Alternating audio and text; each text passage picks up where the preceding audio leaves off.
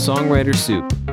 You're giving yourself 250 extra chances potentially to hear a great song, even if it's one song that turns into a big giant hit. Yeah. Like that's a huge deal for an artist's career. Healthy recipes for not losing your mind and your money in the songwriter business. Having that understanding of like how much worse it can be. Yeah. Like even if we're just writing songs and we're not getting any cuts, this is still better than what we were doing before Hell this. yeah. Like it was that mindset. And we were like, no matter what, once we get in the door, we're not going to lose it.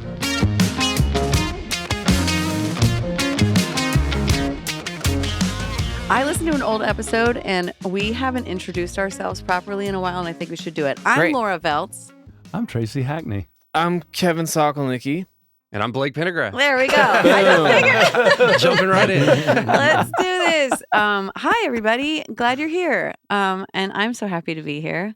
I'm happy you're here. I'm pretty damn happy to be here too. Good way to start the week. Oh, God. sure. Mondays are the best. Blake, it's so nice to have you. Thank you. I appreciate y'all having me on here. Thank And you meet so you. much. Yeah, yes, definitely. I Yeah, know. For sure. I was saying before we started this is the first time it's a compliment to our little podcast, because normally it's Tracy and I kind of clients and friends going, okay, who we gonna have this week? Let's mess around. It's really, really ragtag and ridiculous. It's fly by seat of pants most of the time. Then I got this email and that was just like, who was it? It was probably like Evie or Wes, one of them. Somebody was Yeah. like, Blake would like to be on, and I'm like, I love Blake's work. This would be great. But it was Yeah. the first time I'm like, I'm meeting you right now. For sure. So Yeah. hi. It's a fun way to do It's it. nice to meet you. Nice to meet you. I love your work. Me too. I love your work. Thank you. It's really exciting because I have kind of like rudimentary questions because I don't know you at Yeah. all. Yeah, that's fun. First of all, the first thing I was curious about, any interest in being an artist at any point in your life at all? Yeah, I would say so. I kind of came to town like not knowing that songwriting even really existed. So like I guess like naturally when I came here, I was 17 when I moved here. So it was kind of like just singing is what I really came here to do. And kind of fell into the songwriting world just because it felt like that was an avenue to, you had to be a songwriter if you're going to sing. And then as time went on, it just felt like I was getting more like progress as a songwriter. So I just kind of leaned into that and then just left the doors open, you know? I mean, there's really it hasn't been like an intentional decision to do it or not do it. It's just been like, this is working really well. And I've chased that down. You know? Is the door still open? Who knows? Yeah, I don't know. I mean, I wouldn't say it's not, but I feel like the reason I wouldn't do it at this point would be because I don't like the whole, like I've seen up close kind of what it looks like to like have the complications of being like somebody that's in the spotlight. And that is like something I go back and forth on whether I want you to even open that can of worms. You know, Yeah. it's like once you do it, you can't really go back. And I kind of like, I just don't know. You know, it's like, it feels like one of those things that's it's a big undertaking. That's a lot of pressure for those guys. It's kind of a nice feeling when the check has fully cleared from the songwriter life, Yeah, and you're like, oh, I can do this without any of that. for sure. With And nobody knowing who you are. With nobody knowing who you are. Like that's the appeal for me. Me too. I yeah. really like that, the whole like, my friends don't even know what I wrote. And Yeah. when they find out, it's like this neat little, For sure. like Yeah. moment. But Definitely. it's like, no, there's no real advertisement unless you're like following really closely or something. For sure. Yeah. I kind of love that. Are there any pure?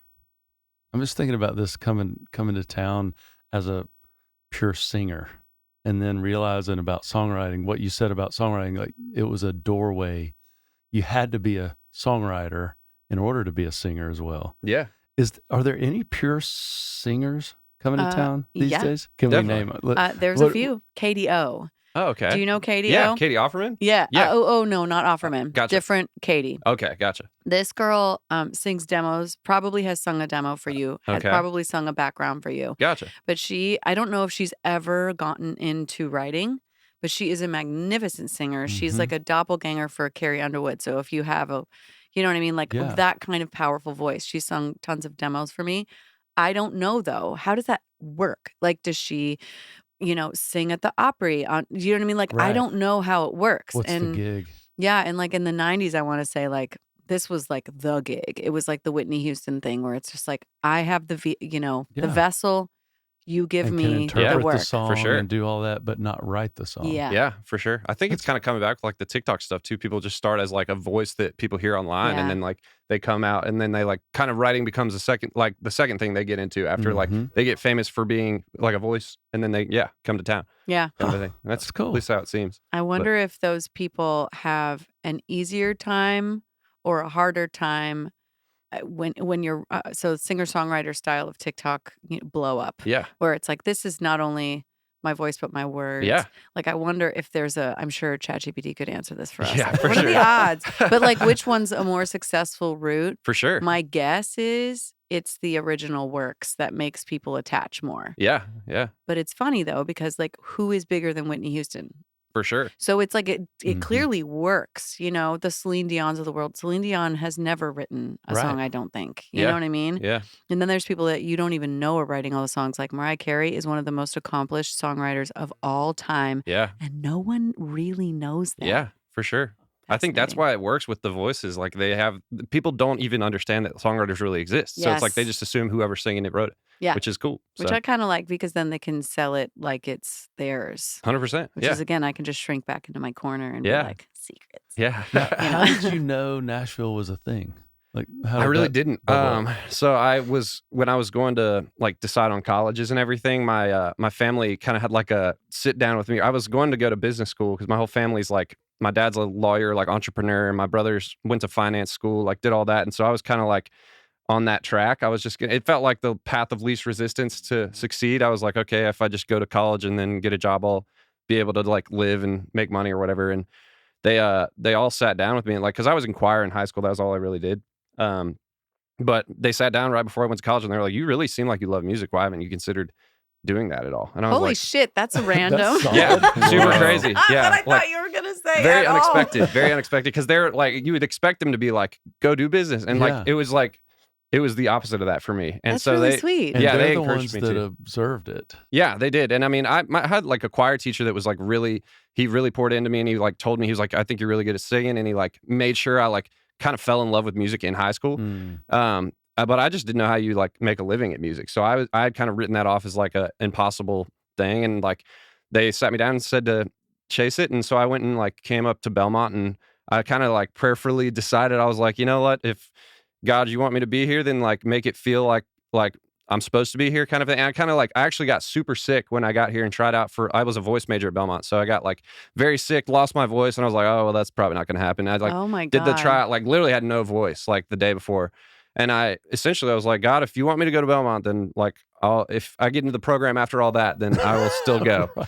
And I did. I got in and I was like, oh, wow, that must mean like, and so I went here and then just like followed the calling kind of a vibe. Wow. So, yeah. You're like, God, Amazing. validate me. Yeah. I'm Yeah. leaving. Tell me what I want to do. Yeah. Open That's door amazing. or shut the door. Yeah, That's for sure. crazy. So it ended up being like that. And then I didn't know songwriting existed either. So I just came and like, I kind of fell into Belmont and like, performance oriented. Yeah. yeah, just as Primarily, like a yeah. singer. And like, I like met people like literally in like the first week, I was like, everybody here is writing songs and is way more down the road than I am. So I probably ought to figure out how to do that or else I'm not going to get very far at all. So that's kind of That's fascinating. yeah. So That's fascinating, especially how demonstrative your career has become in writing alone. oh, well, thank you. I appreciate that's that. an amazing thing just to be like, that passion emerged later. Yeah, for That's- sure. Yeah. You must be a fast learner. I guess I tried to be very like adaptive and like I tried to go into for the longest time I was just writing by myself trying to like figure it out and then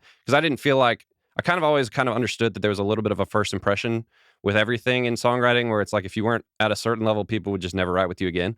And so I kind of always took a little bit of time to try and do that and then Devin Dawson actually is the reason I started co-writing in college again because he was like we went to college together. He was like a couple years ahead of me. But I just like randomly ran into him and Brunette during like a Belmont project that they Right were on. doing. Homies. And yeah, and they were it was hilarious. He was like, do you write with other people? And I was like, no. And he was like, you should do it. And he was at that time like at Belmont, he was like crushing. He was Yeah. like a Belmont guy that was like crushing. And I was like, well, whatever this guy tells me to do, I should probably do. So He's a commanding force. Yeah. I think if he says something, you'd probably be like, I'm going to give that some serious thought. yeah, for sure. Yeah, Yeah. that's how it was for me. Where are you from? I'm from Raleigh, North Carolina Okay. originally. How about you? Well, That's a long story. I'm from a lot of places. Okay. I lived in New York City for the longest. Oh, cool. So I'm going to go ahead and say, I'm going to sum it up Yeah. and go, I'm from New York I City. always York put City. you in New York. I mean, it is where my heart is. And when I go back there for work, I'm like, home. Yeah, for But sure. that is not accurate of my. Where you like were born or whatever. Yes. Gotcha. I was Yeah. born in New York State, but I moved like every month and a half of my Wow. life. Okay. That's an exaggeration. Yeah. But not that much of an exaggeration. And so, yeah, I'm not really a from. I don't have a from. Okay. But Gotcha. it has made like my attachment to Nashville probably stronger because when I'm like thinking of the place that like where roots actually sure. sprouted, it's definitely here. That's amazing. I love Nashville. That's I love awesome. it. Yeah. Which part of New York City? Which In part? Astoria. Okay, So I lived in Astoria. Astoria for 10 years. I lived in Gramercy for a little while. Okay. Gotcha. But Blake, this is your interview. So I'm flipping it back. Okay. You're Southern. I guess so. Yeah. How see that's something I don't have that as an asset in my bag of tricks, you know what I mean? I Yeah. had to learn the vernacular. Gotcha. Okay. How did that go when you got here? Like what were you listening to? Like what was the thing that was like, was it just country music essentially? I grew up on mostly country music. Yeah, my parents would just listen to country radio, and so like I listened to a bunch of Tim McGraw. They like it was like still like CDs and stuff. There was no streaming, so it was all that kind of stuff. Just listen to like all of the main country artists, Carrie Underwood. Listen to a bunch of that, and like it wasn't until like later that when I got to college, I kind of like opened up the doors of like, oh, like there's tons of different music, and like because Belmont had like even before streaming, then there was like a whole music library at Belmont, and I would just go into the music library and just listen to music all day long. There was just different stuff, and listen to rap and rock and like all the different things that there are. And so I kind of feel like I got to see music from like a very new lens at an old age. Like I guess not an old age, but like at 18. No, but I feel that. Yeah. Where it wasn't like I was like I didn't grow up with it, but it was like I was able to look at it from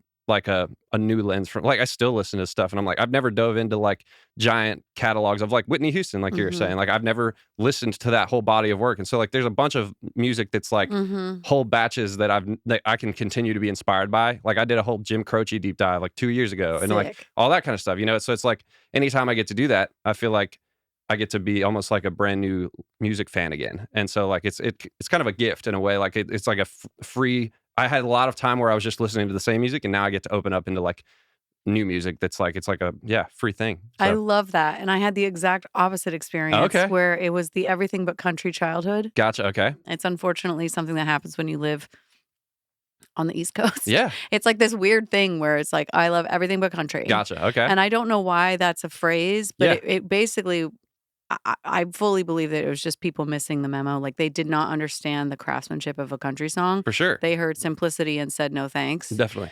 I, in my 20s, I was like, oh my God, this is not simple. Yeah. Yeah. This is incredibly complex, but also accessible. Like it's simple in the way that you want something to be. Anyway, I had the exact opposite. So I had to go like, I've got everything in the bag, the back catalog of the American Songbook. For it's sure. already in here. Yeah. Yeah. But then country was like the thing I was like, That was kind of like the oh last my thing God, you fell into. yes. Yeah. Very cool. had never heard it. That's awesome. One other fun story is what you just said about that whole like, I get to enjoy this as an adult. Yeah. I have this thing with my kid, my daughter mainly, because she really likes songs Yeah. and she likes song structure. I have XM in my car. Yeah.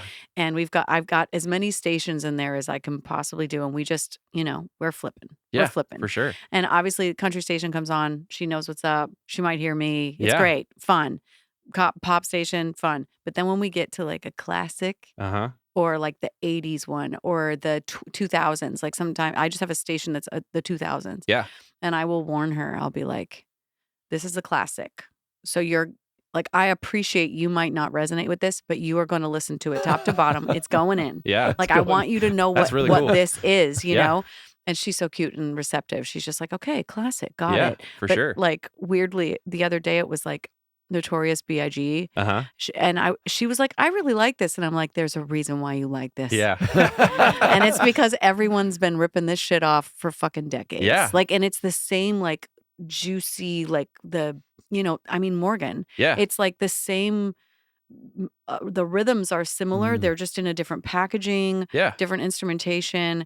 And anyway, I just love that. I love the songscape Yeah, for sure. of like the way we hear things. Definitely. You know? Yeah. It's very fascinating how it all like impacts you and like it changes the way that you think about music whenever you hear stuff like that. So, Totally. Yeah, it's super cool. When you first got here, how much time passed between I'm learning, Belmont, friends, Devin. Yeah. Cool. Like how long before you were writing in any kind of professional sense? It was about 8 or 9 years. Sick. Yeah. See? It was a long time. Takes a minute. It was a long time. Yeah. Takes a I was minute. really hoping you weren't going to be like 12 minutes. No, because it's it was a long time. It was a so long hard time. to explain that to new people. For sure. I was like long enough to the point where I was like, this might just not be in the cards for me. Yes. Kind of a like situation. So yeah, I mean, I met actually John Byron, if you're familiar. Yes. Him and I were literally randomly paired in orientation at Belmont together. Wow. Oh, wow. So that was kind of like literally like one of my first friends at Belmont. And I literally moved to Nashville knowing nobody. So like, I was just like, whoever wants to be friends. Like I was like in that kind of a situation. So like, I love it. yeah. So I was very like open, like, and like, so me and him became friends. We didn't write together or anything. Cause like I said, I didn't even really write, but he had actually like a small publishing deal at the time and like all that stuff. So he was like kind of writing. And then like junior year, I was interning at BMG, the old BMG building that was like where it was like the MCA studio or something was in.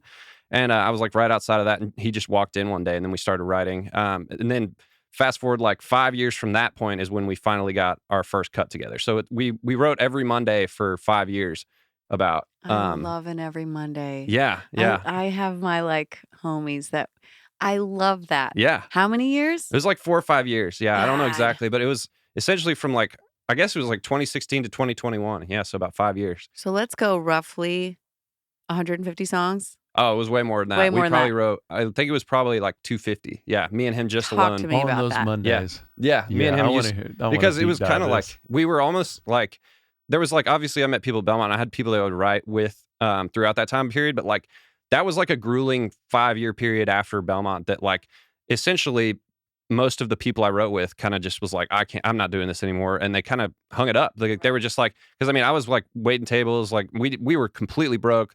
It was like the whole idea was just like, okay, how long can you last? And like, there was no guarantee that anything would ever pay off. So a bunch of people were just like, yeah, a bunch of people were This kind is of awesome, y'all. Y'all should do this. yeah, I mean, a bunch of people that I knew, most like literally everybody besides me and JB were just like, they just kind of gave up. And so it really boiled down to like, we used to just write on Mondays and then it would be kind of like, we would just write all the time because that was the only person that I really knew.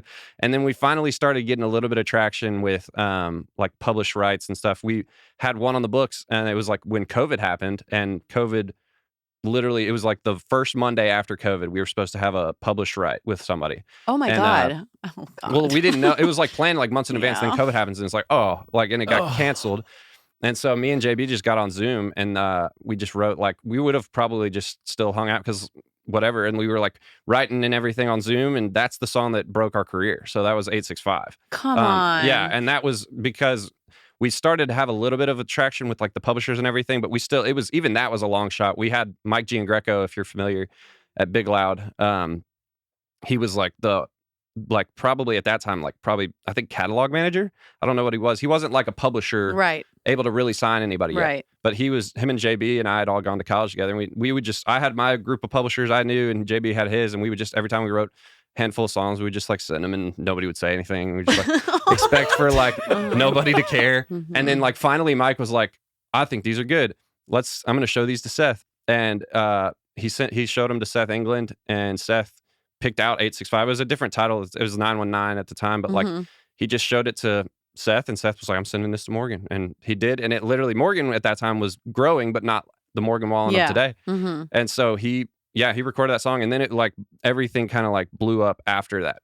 Sort of. It took like 8 more months, but I was like literally like unemployed waiter for like those 8 months. And I was like, man, it was literally like right at the threshold of where I was like, I lost my job. Shit or get off the fucking pod. Yeah. In the midst of that. Yeah, You lost your job. I lost school because of COVID. I like literally got unemployed. Oh, so I yeah. was like straight Where up. were you like, at? Where? I was at Stony River Okay. on West End. Yeah. Yeah, and I like lost my job. I was like, man, if like I literally would have No not money. I literally, I would have had no way to even continue living. Luckily, like the unemployment thing kicked in, Yeah. and like that like was actually was some kind of. I was like, time. oh, this is kind of like having Yeah. a publishing deal. All I have to do is write songs, and I get paid money. This is sick. And like I like that like sustained me through those like that time period, which was really great. And then Rakaya and I got together and she signed me, and then that bridged the gap. Yeah. So yeah. That thrills me mainly because you're in a different generation. Yeah. And it is still about waiting tables, and it is still about waiting, period. Yeah. And, and here you are. And there are people who will say, like, oh, there's no money in songwriting now. It's like everything's getting weird. And it is. And we both know this. But the fact that it's only been 6 years since then Yeah. should inspire a whole generation Hopefully of so. people, because Yeah. there are people waiting tables right now going, this business is dead. I don't know what's going to happen. And it's just, you bear, you're a witness to, like, I'm bearing witness to, like, evidence Well, thank you. that it Yeah. still works. And it's still like, and you'll say this too. I'm sure you're already saying it's like, well, thank God I got in before radio died. Yeah. I've been saying that for 20 years Yeah. and it's still happening. Yeah. And there's other things too. There's little other sources of income that are Yeah. kind of squeaking in there and sure. creating an income stream. All that to say, I just feel like I think it's really fun for people to hear that story. Yeah. Because there's a lot of people that have been on this podcast that have sort of outlier situations. Yeah. We had someone on recently that has a parent who was able to bankroll Wow. their kid until something started happening. Yeah. We have people who random pieces of luck that just lodge them right in the middle of it, right? And you're not that. You literally had to, like, one step at a fucking time. Yeah. Yeah. And I didn't know that about you. Thank you. And yeah. and it's fun too, because when you see new names, I'm sure this is happening to you now. It's like you see new names, you're like, well, who the fuck did this? How'd this guy fucking get here? How'd you get here? You know what I mean? Yeah. And the assumption is always like, especially in the bro sphere, Uh-huh. it's just like homies, homie, because it's a little campy. Yeah. It's not a bad thing. It's just is what it is. Not you. Well, thank you. And I think that, and I've known this about JB for a while, and I love him. I Yeah. think he's so wonderful. But it's really neat to see the slugger outer of it all. Yeah. Mm, for Not sure. because I want anyone to suffer, but because, again, that's the most likely way this thing goes down. Yeah, for sure. Yeah. It's the most likely. It's good to see that theme continuing. Yes. You look like you interview a Lori McKenna or something, and you're like, oh, yeah. It's a 10-year Mhm. thing. Yeah, for sure. It's good to see It's still, It still happens that way. Yeah. in the recent past, Yeah. it's still the thing. that's Yeah. still Yeah. It's still the so thing. crazy. Neither one of you were signed at No, that time. no, right? yeah. JB had like a small publish. It was like not like a real Music Row publishing deal. It was like Uh-huh. a family friend manager kind of a Mhm. situation. So it wasn't like a in the mix kind of situation. But he and I both were completely unsigned. And Mike G signed him after that. Like after 865. And then I literally was kind of like the forgotten second half of that Co-writer? song. I was not in like a bad way. Like No, nobody it like happens. not, but like in the way I of know. like everybody just like assumed that like that was JB and somebody that already had a publishing deal. And it was like literally like October. So we wrote that in like April. Well, JB was like, hey, my buddy wrote this song. Mike G knew too. And Mike G, I don't think he could, like, they were like, you can only sign JB. Like, that was his first signing. So it was like, he was like, man, I don't know what to do. I can tell people, but like, he did not have the pull to like really like help me like get a publishing deal. And so it took Seth figured out, like, he was like, who's Blake Pendergrass? And then like JB and Seth and everybody introduced me to Rakai, and Rakai was about to start her own thing. And she was like, oh, this is awesome. Like, I want to like, let's kick this off together. Can we kind of a break thing. this open, actually? Because I kind of like love what you just said, because this is such a theme I find in my own career as well. Like, my first hit was with Josh Osborne. Okay. And I had to make such a big stink that I was there. Yeah. Yeah. Do you know what I mean? Because he was already He was crushing. going, Yeah. and Yeah. everyone's like, oh, well, it's Josh. Who's this fucking girl? Right. And at that point, quite literally, who's this like girl? Gotcha. Because Yeah. there were so few girls doing Yeah. any damage in town at all. Yeah. And this was like a boy cut, which was a big achievement Yeah. for me. And I was just like, I was there. I was so there. Like, I had a lot to Yeah. do with Yeah. it. It was a 50-50. Yeah. Like, fuck. But for years, it took like 2 more hits for people to be like, oh, you mean you actually were there? Yeah. You know, and that can be a little disheartening, but it's part of the town. One is like, it can be a coincidence. Yeah. And the heavy lifting in a room, no one will really know. For sure. And so they kind of assume they know who did what. You know, Yeah. it's a big part of this Initially. town. Is having Definitely. to prove it more than once, and Yeah, over and Ugh. over again. Yeah, until you kind of get like a place where people assume things like after 2 years, I feel like people were like, oh, okay, like now there like, you are. there you are. Like it's like, which is great. I mean, I like know. and like I feel like that happens to like everybody at the beginning. You know, I feel like Totally. It's you know? kind of a rite of passage. I wish it wasn't the case. I wish people were more curious, but you can't change human nature. It's just like people assume. That's Yeah, just for how sure. they make asses out of you and me. They do it every day. But it's part of the game. Definitely. And it's also fun to get feisty at that moment and be like, I'm gonna fucking do it again. And Yeah. you're going to know. Yeah, You know what I mean? for sure. Because there are people to this day, I'm sure you know a few, where it's like that hit was it. Yeah, that's true.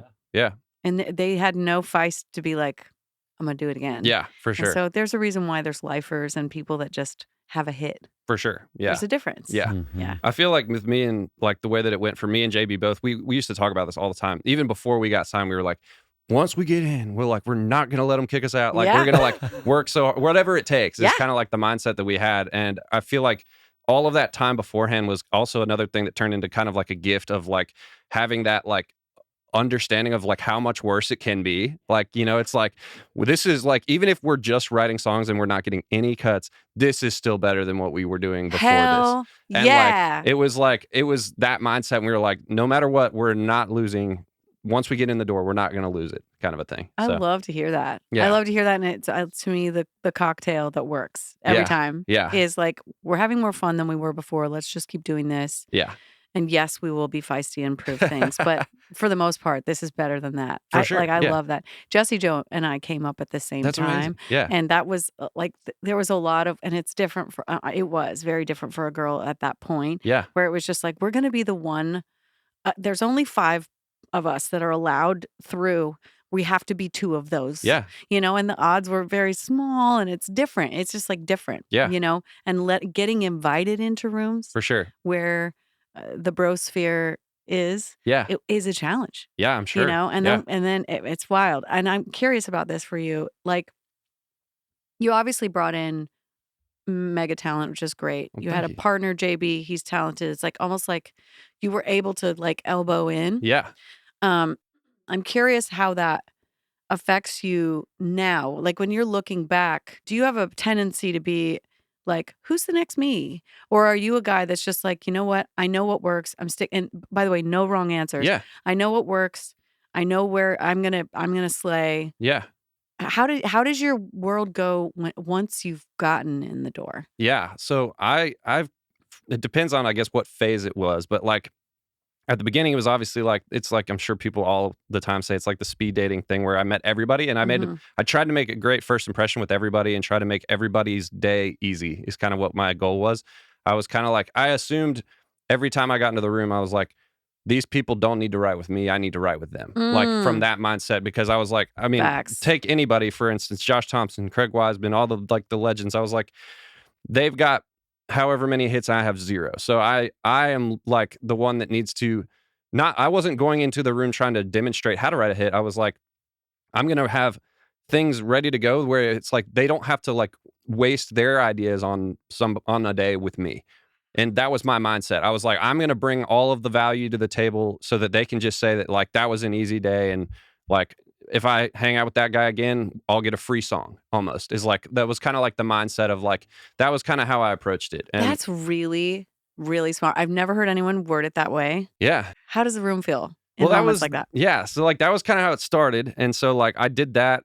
It made the room feel like most people really liked that. Most people really enjoyed the fact that they didn't have to waste an idea or like use any like, and they were able to like help. Like I usually would bring either a chorus or a verse chorus to every write, and if I would try to bring multiple, and so like, and I also would try to structure it based on, I would like look people up. I'd be like, okay, Josh Thompson, he's got cuts with Jason Aldean, he's got cuts with this person, this person, this person. Okay, I might be able to sneak a Jason Aldean cut in here if I write a Jason Aldean chorus Wow. and like hand it to him. Yeah. And like that was like my mindset. And so I kind of took that approach, and I found that people were very open for the most part to like write again, and like were willing to like I mean, I obviously tried I really hard. And so like what I look for as far as like looking for for new guys coming up, and I'm always kind of looking for that same mindset of like, the guy that's willing to like run down the court fast. Because it's I look at it like a sports analogy, almost like where it's like basketball. It's like, okay, can the guy shoot? Doesn't matter.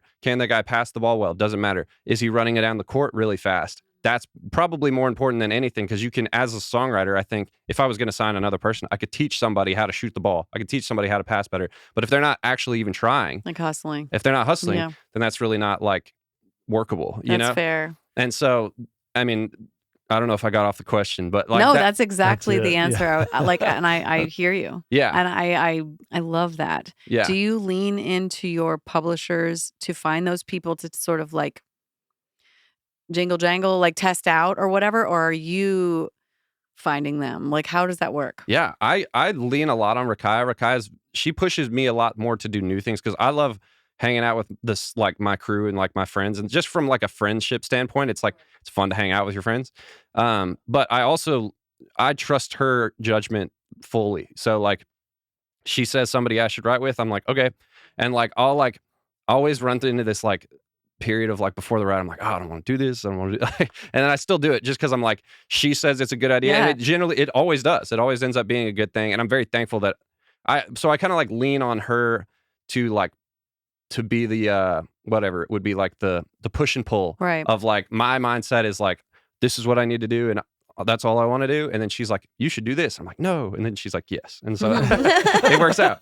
But Trust. yeah, I trust Yeah. Rakaya very much. And but at the same time, my day-to-day a lot of the time ends up being, at this point, like seasonal of like which artist I'm working with. I'm sure you experience Yes. this too with like Jesse and everybody, like where it's like when it's that time, Yeah. it's It's game time. in. So it's like, okay, with Morgan, it's like when he's writing, it's like a 5-month period of like we're writing Morgan Wallen songs, and I'll have stuff here and there. Like sometimes he's on tour at that time, and like different stuff that I have open days and everything. But I kind of look at it as like there's the Morgan season of writing, and then when he's like his album comes out, I see it's like a start the clock on like see however many cuts I can get on everything else, and then back to Morgan. I love the seasonal thing. Yeah. I love that because when it confuses, I'm sure, the town, Yeah, because when you're focused on one thing, you're not doing all these other things. And that is time you need to realize is happening. And I sometimes I'll get so lost in something, I'll forget that I haven't done yeah, anything over here, definitely. you know, but I love it. It's exciting to like put all my eggs into one Me too. basket. Yeah, Like yeah. I really enjoy that. I guess what I mean is the Morgan brand, does it overlay with everything else you're writing? Because Jesse is so singular.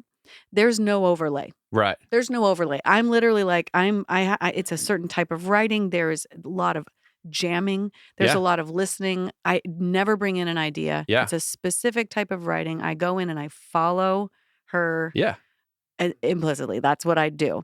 Changing, I have to be like, okay. Oh yeah. Do you know what I mean? Like I Yeah. have to recalibrate. Do you have to recalibrate, or is it sort of just, is there an overlay? Definitely. I think I do have to recalibrate. I also have to like kind of change my mindset of like how things are like gonna happen. Cause like the Morgan thing, I'm like in the middle of the crew and everything. So it's like one of those things where I know kind of like what's happening at all times with like we write the song and it's like, okay, he cut the song, and it's like, you know, all of the information, as opposed to like writing a song with an artist one day on a week that like you did 3 weeks ago, and you're like, oh, I don't know. Yeah. I don't know. Is Yeah. anything gonna happen? Yes. And like I kind of have I have to shift my mindset to being like, some things are just going to surprise me in this season, as opposed to like with the Morgan thing, I know how to shift my writing in the midst of it too, because it's like this worked, this didn't work.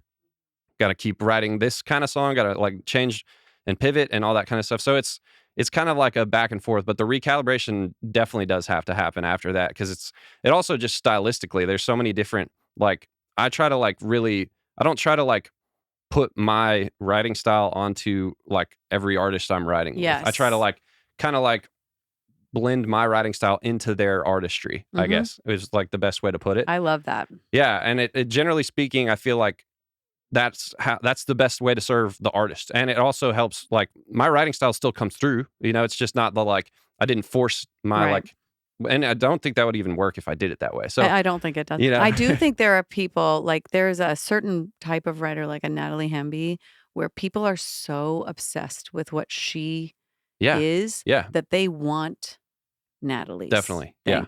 yeah, I don't think anyone has ever said, you know what I want? I want that Laura Veltz vibe. And the reason is because I don't have one. Gotcha. Yeah. I don't want to have one. I want to be like, this is about you, you know? But this is like the difference maybe between born artist. Like Natalie is just born to be an artist and a writer. That's just who she is, you know? But yeah, I find that the less me I am, the more successful I am. That's cool. Like, and I I love it. For It sure. like excites me to be undetectable or untrackable. Really is the fun part. Yeah, You for know? sure. I That's love amazing. that. When you're working with Morgan, I'm sure you have people that are like, "Hey, can you get me in there?" You know, maybe you don't. Maybe your friends know better. But like I wonder how that goes. Like there's a lot of like exclusivity about that room. And when people are like, "Hey, you know, God, it'd sure be great to write, you know, someone you write with on the off time of Morgan." Yeah. Do any of those people want to be in? And have you ever had to explain that that's just like not how that works? Not really. So most of the time with the way that like the nice thing with Morgan is that we write a lot with Morgan, obviously, but also he's open to outside songs. So it's like this That's the beautiful gift to thing. this town for sure. Yeah. Yeah. And like for the first 2 albums of working on the Morgan stuff, I wasn't writing with Morgan. So I was just like always pitching Pitching. songs outside. I mean, the Dangerous album, I had one 865 and it was outside. And then One Thing at a Time was all outside songs for me. And then I'm the Problems, the first album that I actually was writing with Writing with Morgan. him. Yeah. And so I always kind of assumed that, I mean, I always just took the approach of writing songs outside. And so as far as like the other people in the industry that I write with, I'm always like down to write for it. And like I always do. And if we write a great Morgan song, I just send it and see what happens. And so like, I feel like people have generally like understood that. And they also like appreciate like the give and take. Cause I mean, I always kind of see it as like,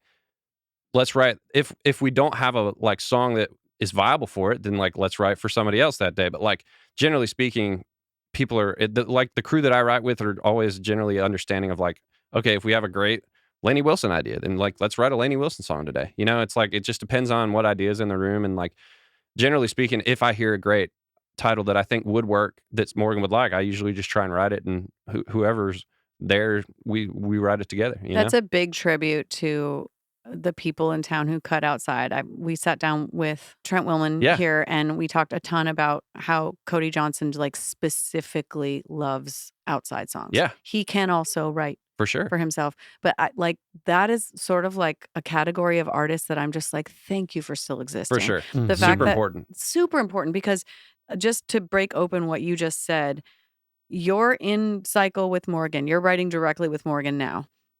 When you're out of cycle, you can still write for Morgan, and these new people have a shot. Yeah. You know? Right, Whereas right. if you only want to, like, if Morgan only wanted to write his cuts, it would be eliminating those people from ever having even a chance of getting a cut that big. Right. And Cody functions that way. Tim functions that way. A bunch of them do. For sure.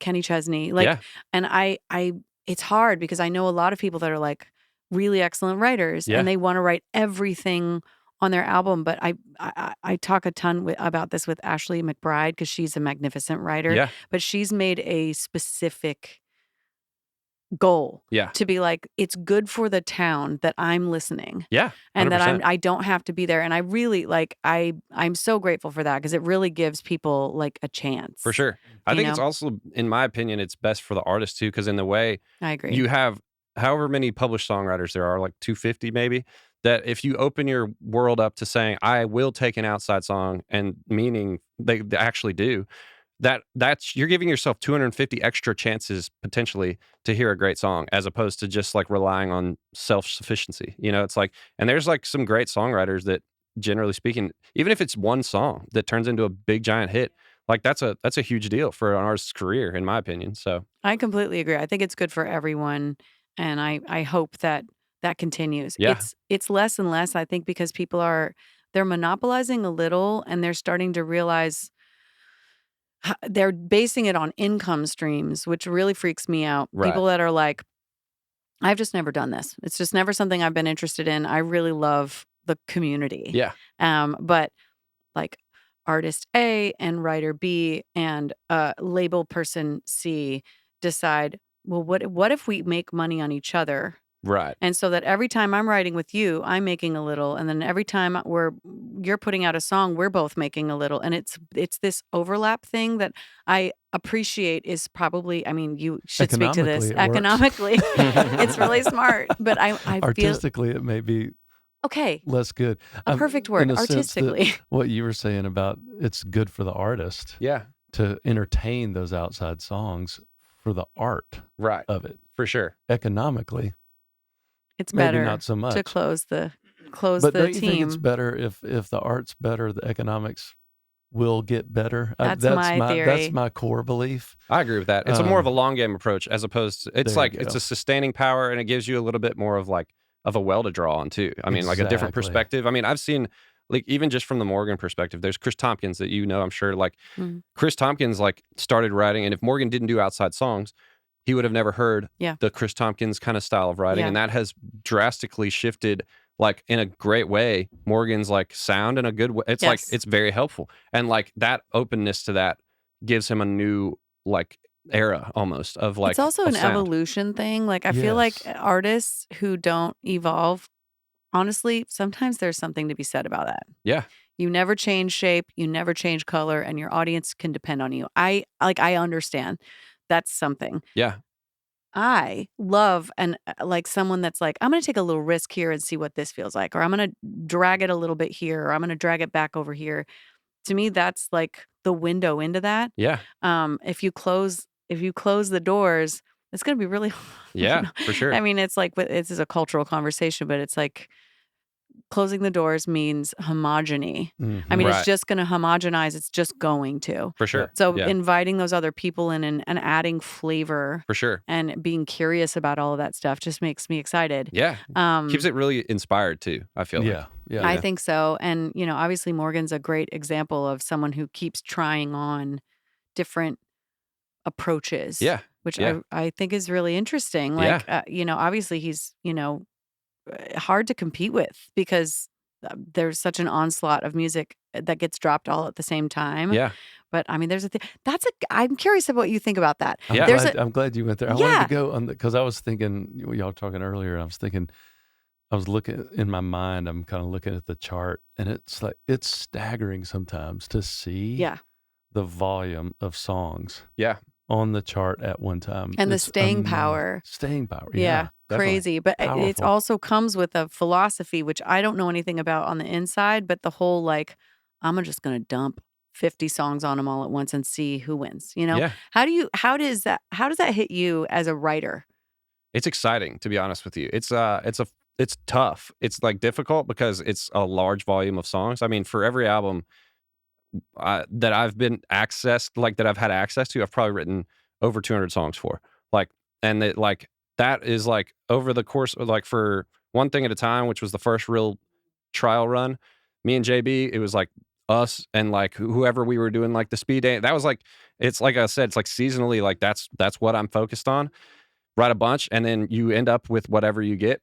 And then I'm the problem when we like dove in and actually wrote with Morgan and everything. I mean, and this new album, I mean, we're writing like tons of songs and high volume of songs just because it takes that to have a batch of 37 songs or whatever you need. And so it also creatively though, it gives you a cool opportunity to feel like, because like, again, from an income stream standpoint, even if you're just looking at it from purely that perspective, Mm-hmm. like the good thing is that with the streaming of Morgan, like his numbers are so big that Mm-hmm. even just like an album, like track 25 is like Mhm. going to have like a decent income stream. Yeah, and so like, that's nice. And so it's time well spent, and so with even just like the cluster cut kind of a mindset, it's worth it. And Seth's one that like really told me to do that originally. Seth, like back before anybody really figured out that was a strategy, he was like, man, maybe you should like just try to stack up a bunch of songs with like certain artists that have high streaming numbers instead of worrying about radio as much. And I was like, okay.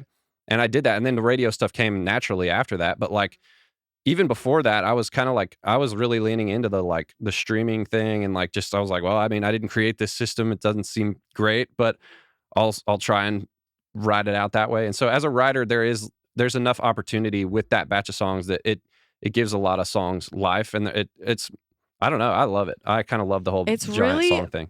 It's really brave in one way and absolutely brainless in another. Like if Morgan was the person you're aiming towards, brainless. If streaming numbers was just an exclusive aim, brave. Because really if it had not floated over into airplay, I'm wondering if you'd be happy right now. Right. Like that to me is that's the risk. Yeah. But I think that Seth was smart because he knew likely With the that this was the going to happen odds, yeah. on both. It's going to keep happening because obviously he knows what's going to be, promotion to radio is a whole thing. Some of Right. it's just floaters. Some of them are floaters, but a lot of it's just promotion, Yeah.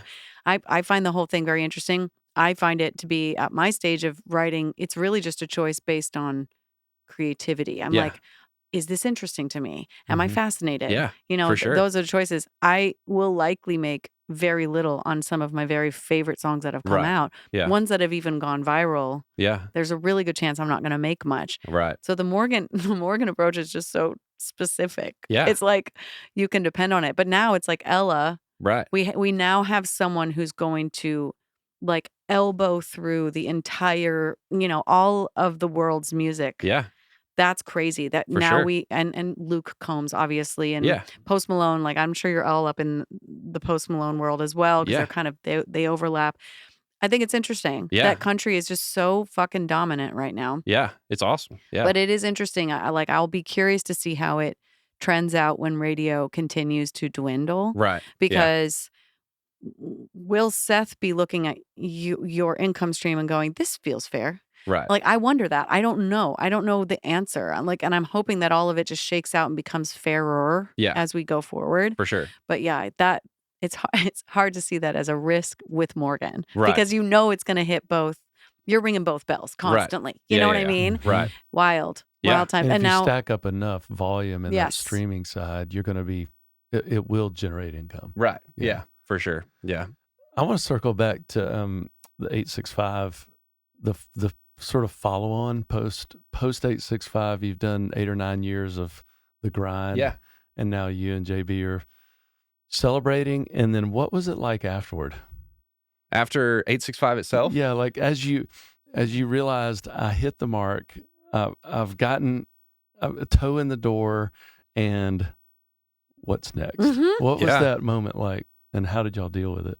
It was kind of a roller coaster. I mean, I got signed on the day that the Dangerous album dropped. So like Rakaya and me did like, it was Cute. like It's a big day. Rakaya does a really good job of making like special moment days, you That's know? So awesome. like Yeah. she was like, let's sign on January the 8th when the album drops. And I was like, okay, cool. And so we did that. And so that was super exciting. And then the next few months, I mean, there's a lot that happened in that window, like everything got very turbulent, and it was still COVID time too. So it was like, I was doing my first impression writes with a bunch of people wow, on Zoom. that is so trippy. Yeah, super weird. And so I was kind of like in the situation where I would write with people, and then it was probably like a year afterwards, I would like run into them and be like, hey, I'm written. taller than you thought. Yeah, I'm like sure. literally everybody. And like I would I remember I met Josh Thompson at the like Dangerous party when that album after it like had done some stuff. I was like, hey man, I'm Blake. He's like, yeah, I know. And I was like, I just thought you didn't know me because we'd never seen each other in real life. But like it was like that kind of a situation over and over again. And then I mean it was definitely a whirlwind of like trying to me and JB fell into that mindset of like we're in now and we just like hustled, and like JB like freaking slept at Big Loud all the time, like literally. And So it like just fueled the fire. yeah, it just that fueled the piece. fire, and we were like, this is it. This is the opportunity. First goal was like never lose this publishing deal. And like as that kind of felt like it was accomplished, I was like, okay, now there's like it feels like I've kind of like achieved the like staying power that I was looking for. Cause it was all kind of based on like not wanting to go back to waiting tables. Yes. I was like, whatever I gotta do to not do that again. Hell yeah. And like that, I feel like every kind of goal that I've had was just like, well, maybe, and I didn't know what it took to get there, but like now I'm like, okay, maybe I feel like I'm a little bit like insulated from having to go backwards again. So like, unless something drastically terrible happened, I think I'm like maybe going to be able to write songs for the rest of my life, and that's good. So like that was kind of the goal. We're Yeah. celebrating for sure. I have felt those very feelings like, don't go back. No. Yeah. 100%. That's crazy. Yeah. How had it sounds like your family was not in a poverty kind of level. You didn't have like poverty-ridden childhood. I'm Right, yeah. guessing the word lawyer kind of tipped me off. Just the idea that you have that in your family tree.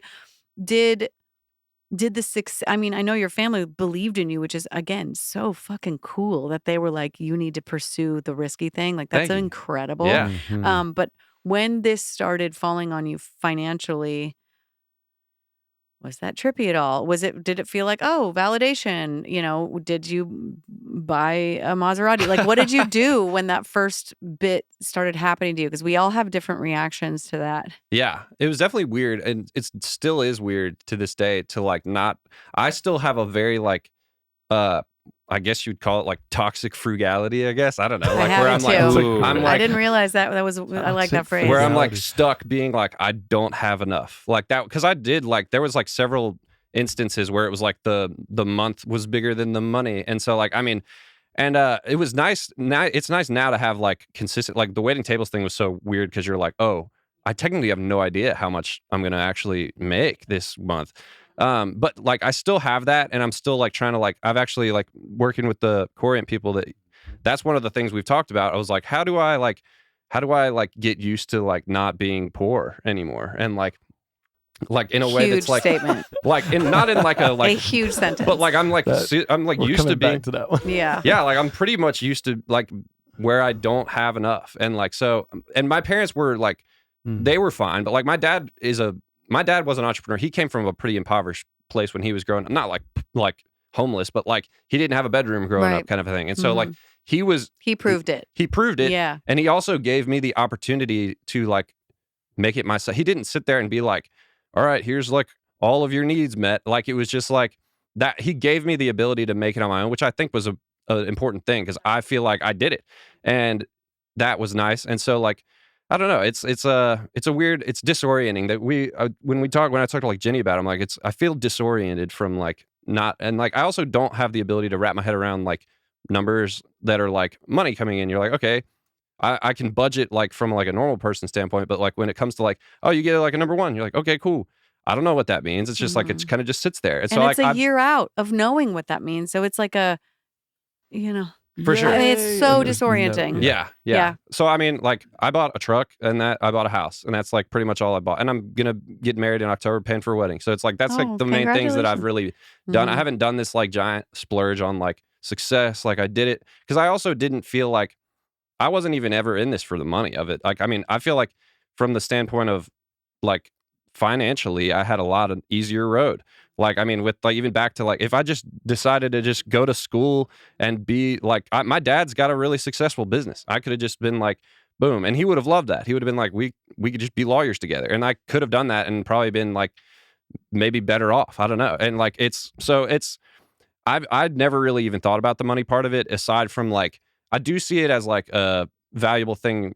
If I like, I kind of tailor some of my songwriting sessions based on like, if I don't like it creatively and it doesn't make money, then maybe I shouldn't do that. But if it's like something that I like creatively but doesn't make money, sometimes I'm like, oh, who cares? I like this creatively. Yeah. And then there's the double where it's like, it makes a lot of money and I love creatively. So it's like, it does still impact things. Do you ever makes a lot of money, not fulfilling creatively at all, but I'm going to do it anyway? I try to make it creatively fulfilling if I'm doing that. So like I try to look at it from like a perspective of like it's only creatively unfulfilling if I choose to make it that way. Wow. If I don't bring what I think is creatively and sometimes you still get shut down in that situation. Sure. Sometimes you're like, here's what would be cool. Then you get shut down and it doesn't work. But I try to make the most of it. It's so funny you should say that. I'm remembering my first write with JB. Yeah. My only write. Actually, I think we've only written once. It was a long Really? time ago. Okay. Yeah. But I remember he had a lot of like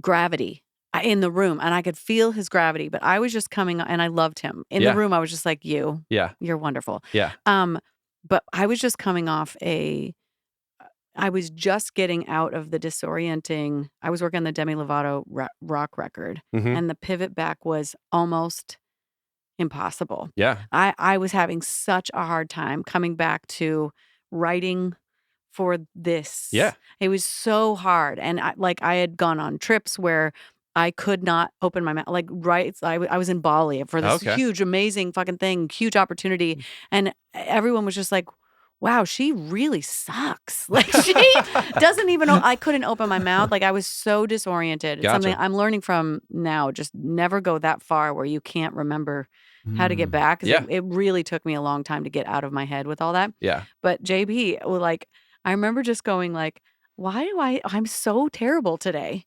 I can't do it. And I couldn't write what was in the room, which is the reason I'm saying this is because what was in the room was just a normal, like, country pitch song. And Yeah. my creativity was so stubborn. Gotcha. And I Yeah. remember that being like, I hate that was my right with JB. I hate that was what was happening to me in the room. I was being stubborn and I couldn't even stop myself. Yeah. You know what I gotcha. mean? Yeah. But that's something that I've tried to like get better at, which Yeah. is like the whole like, this will be creatively fulfilling for me either way. Yeah. I don't care. I'm going to make it creatively fulfilling because I like being creatively fulfilled. For sure. Yeah. But that was like a memory of mine where I'm like, oh my God, I really just like couldn't. Yeah. And I Yeah. don't know why. happens like I that just sometimes. couldn't. Yeah. But it's I hate that. That's like maybe to the counterpoint of like a day where you wrote something that you're so proud of and you could literally levitate. You're so fucking happy. Yeah. I don't know if there is a hell, but I do believe that feeling of like, I can't write. What is wrong with me? Yeah. Might be my personal. Oh yeah. Like the hell on writer's earth. block kind of a vibe. Oh, Yeah. it's awful. Yeah. Well, and you're such a caretaker of the room, and I get that theme from you, like that responsibility when you walk in the room Yes. to be prepared, to be creative. Like I can imagine that Oh, is a crusher. Just felt for like I sure. had no legs, arms, feet, eyes. Like Right. everything was just like, why don't nothing about me is coming through. I can't feel myself at all. For sure. But yeah, that's my worst nightmare. But those are rooms that if I know I know there are rooms, and I'm curious about this with you.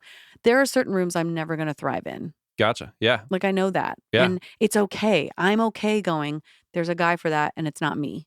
You know what I mean? Yeah. Do you have sort of like a blind spot, or is it like, I'm going to figure it out. I'm just going to be a good hang. 'Cause it's like a wonderful trait Yeah. to be able to kind of just, what's the word? Like code switch and just whatever. Yeah. For Do sure. you have anything where you're like, this is not going to work for me? I just can't.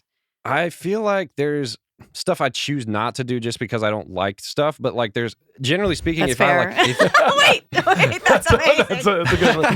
Wait, hold on. Beat. Let's take that in. And go on. but some of the things like, I mean, generally speaking, if it's like something that's viable, whether it's creatively or like as like a business that we are sometimes, like I can figure out a way to like navigate it. And generally speaking, I think that also comes from like that season of like when me and JB were writing and not succeeding, we were really concerned with like making sure, like it was actually from like a publisher taking notice of us standpoint. Of But course. we were like, let's try to do everything. Let's try to figure out, like, because it was really frustrating, like, at least with my journey at the beginning, everybody, like, publishers were like, oh, you're the lyric guy, huh?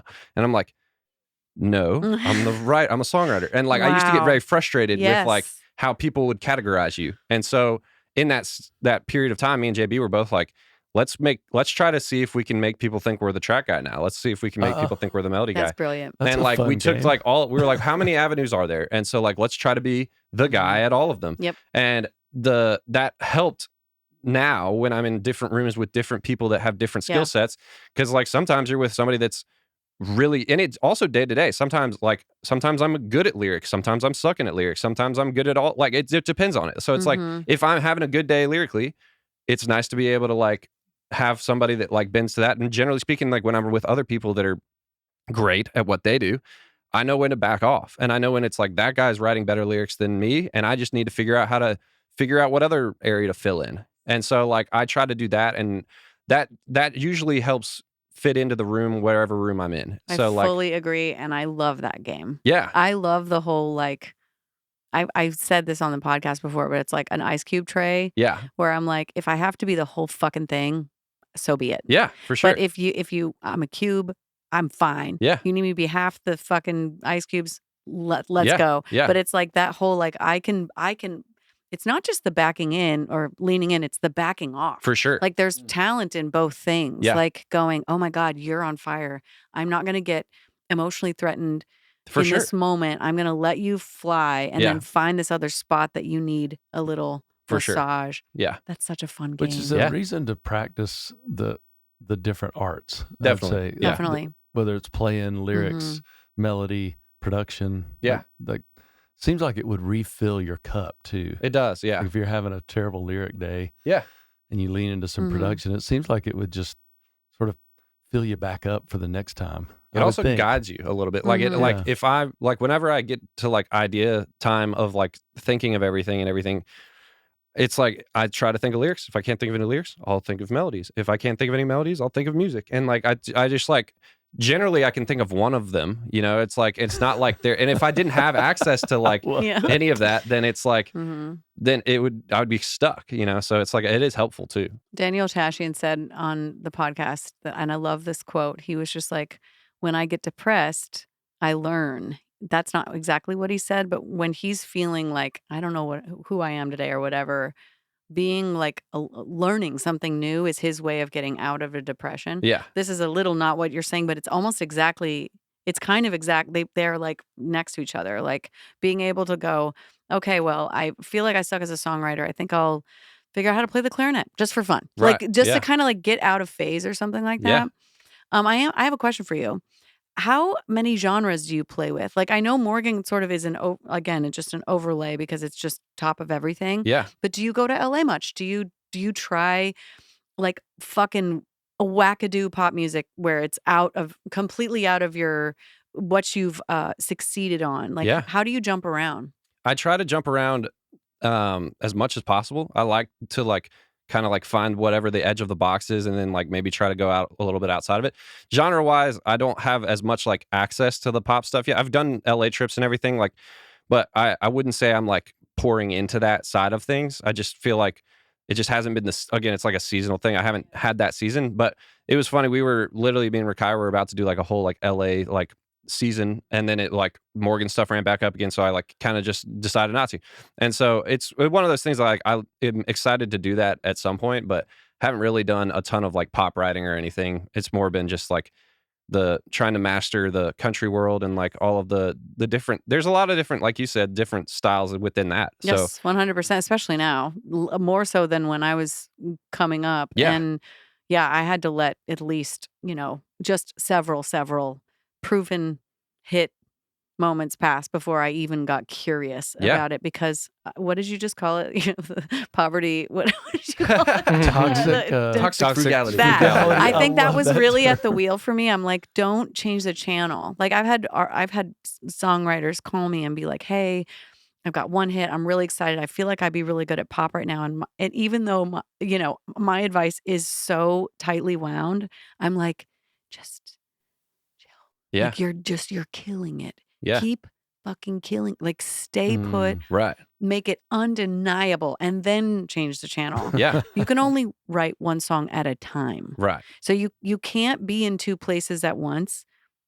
And so I feel like you have to like pick your timing and your battles, and also like when it's time to get booked out there, yeah, your publisher is going to be a very important character. Yeah. Because you can be thrown to the wolves out there and come home like hating it. yeah, Or you can be like, that was the most inspiring thing I've had in forever. yeah, And it can go either way. for sure. And it will literally depend on who is booking those rights, because it's not easy to just, LA is a very big place. Definitely. And there's a lot of energy out there that can be sort of counter to the cozy of a Nashville. It's like a cozy Right.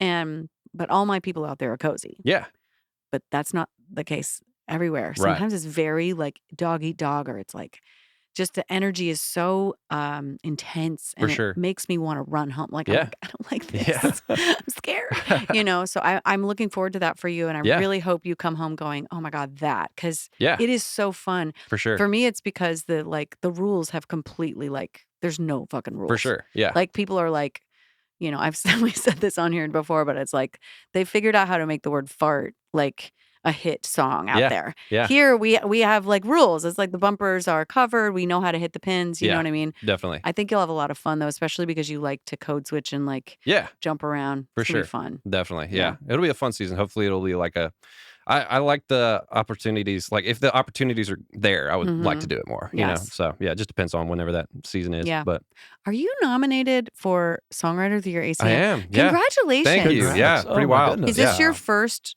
like songwriter nomination? It is. Yeah, first one. Fuck yeah, my guy. Thank you. That's fantastic. I appreciate it. Yeah. I'm so happy for you. That's Yeah. wonderful. It's really stout right now. Like the Nashville scene is so intense and Yeah. so excellent. Yeah, it feels like it's crushed. Like the whole town is crushing it. It It's feels like exactly. It Yeah. makes me excited, and just to be in an era like that to me is such a compliment to you because Oh, there thank you. are so many people like doing well, but when when a hand just goes like, "Oh, but I'm doing really well."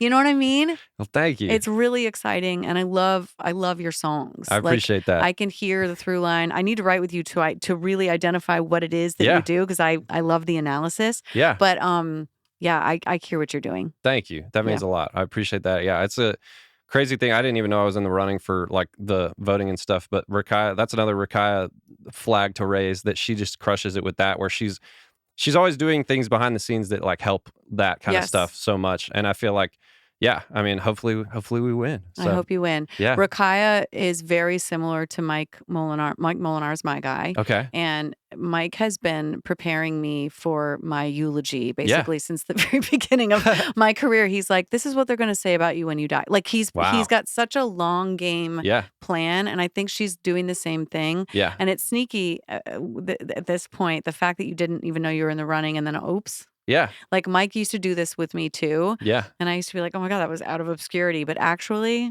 it's someone putting you in people's face and championing you. And I think that's kind of necessary. Yeah. It's part of another reason why I believe songwriters need publishers. Yeah. Songwriters don't necessarily need songwriter publishers. Gotcha. And Yeah. I don't know if that's a future thing for you, signing people. I'm a big count to 10 before you choose to do that kind of a person. Yeah. Because it's really easy to be like, oh my God, another income stream. Right. But I just want to like out loud caution you. You're at the exact stage where it's something you're probably considering or thinking about. Just be careful with your time. Definitely. Yeah. Be careful with your time and be careful with their dreams For sure. because they need Rakaya. Right. They need Mike. That's my vote. Again, I have no idea. We haven't discussed it at all, and I won't make you talk about it because just in case you're like, yeah, I'm just about to sign a guy. Are you about to sign a guy? I'm not. No. Thank God. Just count to 10. That's my only Yeah. suggestion. There are some people who do it really well, and there's a lot of people who do it really bad. For sure. Yeah. Yeah. And I think it's about time. Definitely. And those kids' dreams. Definitely. Because Rakaya knows how to, think about you because she's not also competing with you. Right. Yeah. I do think that's true. I've always looked at it from like at the moment, people like ask me that all the time. Like, are you going to sign a bill? I'm like, it is a bandwidth thing at a certain point where it's Hell, like, yes, it is. like, and I do want to, because kind of back to the basketball analogy, it's like, I want to find somebody that really runs hard, but like if it comes down to it and they need to be like, kind of like guided along how to like do the other parts of writing well, I want to be able to help do that. And I feel like that would, if I wasn't able to do that and I had somebody sign to me, I would be like, well, this sucks. This person's like not reaching their full potential and I'm somewhat now responsible. And I feel like whenever that time comes, it'll be when I feel like I have the ability to not only like foster my own career, but also have the ability to do it with somebody else. And I mean, I've seen that with like even people like Gorley that do it so well. Gorley's got somehow he's the ability to do like writing that he does his own maxed out writing. And then he's got this whole crew of people that somehow he tends to, I don't know how he has the bandwidth. I'm like, I look at that and I'm like, I'm not at that level of like being able to spread my time out that effectively and balanced yet. And so like until I get to that point, I feel like you said, it would be a disservice to somebody's dreams or Yes. a lot of things until then. So Totally. I'm glad. I feel like everyone, the count to 10 is a big one right Yeah. now. I'm talking with so many people right now. I've just honestly, privately, people Yeah. are like going like, hey, there's this, I have a thought. What do you think? Just, Right. and I don't know how I love that this podcast has given me some reason for people to call me, but I just feel like it's so fun when they're like, what do you think? Yeah. And I'm just like throwing my thoughts out about what I think. Yeah. And I just feel like this town would be served better to cultivate more publishers. We need more publishers. That is true. I do agree with that. I think we need more Rakayas. We need more Mikes. We need more people who care about the creative experience separate from competition Yes. at all with the creative experience. Yeah. And that's just something I hope for, I something agree I with that. wish for I the agree with that. future. And you have supplied this podcast with the best phrase of the year. Oh, I know. Oh, yeah. Toxic Is that right? Frugality. Hey, that's Toxic good for the frugality. wealth management side of will I things. be using know. that. Toxic frugality. It's Oh, like, yeah, I who think that knows? might be I mean, we've had so many that is my world. Yeah, it's so wild. I could spend days on the psychology of like coming from no money, or even if you had it, Yeah. in the sense of you got to get out there and or you don't know what you're going to make, and how you deal with that. Yeah, And it's for sneaky. sure. Psychologically. It's sneaky You know too. what's going to be crazy? I hope we are doing this 20 years from now. When you decide to stop Yeah. or slow down, or the town decides you're done, whatever, however that works, Mhm. that transition is very similar Yeah. to the one where you go to make money. For sure. Mhm. Because all of a sudden you're thinking, wait a minute, I've got some resources saved up. Now what do I do? How am I'm going to stop Yeah. and I'm going to live off of that? Right. Yeah. Yeah. What if it goes down? Mental. It is so psychological For sure. Yeah. and challenging. Definitely. Um, It's another like avenue of challenge that comes along with like it's at a certain point there's like at the beginning of your career, like it's like one track mind, and then even to the whole bandwidth of like whether it's a writer that you're signing or Mhm. anything, there is this thing where as you go along in your career, at least that I've noticed, where it's like at the beginning it was literally just me, and like Mhm. then it was like, okay, now I'm about to get married, and then, like Mhm. all of these different things Yeah. that like whatever category of life it is, it all Mhm. does sort of impact things in a like life balance standpoint, as opposed to just being like that. And like you said, money's a part of that too, so it's interesting. I always find too, it's like if the heart behind it is really just to help somebody, then just help them. Yeah. Write with them because you can once. You don't, but then that whole like now you have to write with them because they're depending on you. Yeah. Like that to me is like the no thanks. I think free mentorship is yet another lost art form in this Yeah. town. Yeah. My hope is that less of us need incentive to help each other. I agree. That would be And awesome. That Yeah. would be really nice to see more people just going like, yeah, take a fucking coffee with so-and-so Yeah. or take a call and ask for nothing in return. For I sure. just feel like this town could really use a lot of that. For sure. And it excites me to talk to people like you that are seeing it already. Yeah. Because it's funny. My generation, I don't know. We just something about it, just this sneaky little thought. It just sneaks in there. It's fine. Everyone's doing their best. I'm happy that this next generation sees it from a different perspective because I Yeah. feel like you do. Yeah. Yeah. It's nice. Well, thank you. I It hope thrills so. me. Yeah. yeah, Yeah. thrills it's an me. abundance. There's an abundance vibe among your generation. I feel I like. think so. Like Yeah. even you said the whole town's crushing it. Like that's just an Love to hear indicator it. of I don't like, know if that's true. I mean, it feels like it to me. It but, is. I think you're right. It's 100% true. Yeah. I All mean, I eyes hope on so. Nashville. It's really what's going on right now. Yeah, for sure. Sick. It feels like Crazy. it too. Yeah. And it feels like everything, as far as even the stuff that like is not fixed, or like the like streaming stuff we were talking about, like all that stuff feels like at least it's like going in the right Yes, direction, as I opposed agree. to like, and it feels like, I don't know, that's one of my goals of over time, is to like be somebody that can like somewhat repair that in like a way that's like, I mean, to be educated enough on like the business side of things and the mechanics of it that like we don't like end up in this situation again, kind of a thing. I love hearing that. Another thing that Mike did a long time ago was just you should get on this board. You should be a brain in this little stew. I'm now marking you as the person I'm going to nominate because I like that whole like I care about it Right. thing is very important to me. Like Yeah. just earmarking the people in town who care about the town. Yeah, for sure. So yeah, Yeah, it You- makes a difference. yeah, it all it like does. it does, like, because I mean, at the end of the day, it's like I would just be making it easier for me 20 years from now. Yeah. Like That's from right. for that kid, whoever that is, I would have had an easier road if somebody 20 years ago would have decided to do what we're talking about. God. Maybe, that's the way I look at it. At least, I mean, hopefully that's just the case. Mm. But- and scene. That's that has to be how we end. That's perfect. I Yeah. love what you just said. Rewind 15 seconds and listen to that again. Blake, you're wonderful. Well, thank you. Yeah. I Thanks for loved being getting here. to talk to you. Me and too. this is such a weird way to meet I know, yeah, a for sure. co-writer. And we have to write a song Yeah, now. we Because do. now I'm going to be like, okay, who are you? Yeah, definitely. Who are you for real? Yeah, yeah. Thank y'all you. for having me on, though. Thank yeah. you so It's been much. awesome. Thank you for being here. Yeah, for sure. That's awesome. Absolutely. Kevin, Tracy, friends, Do the things. do the things, the comments, the likes, the blep, blep, blep, blep, blep. Thank you.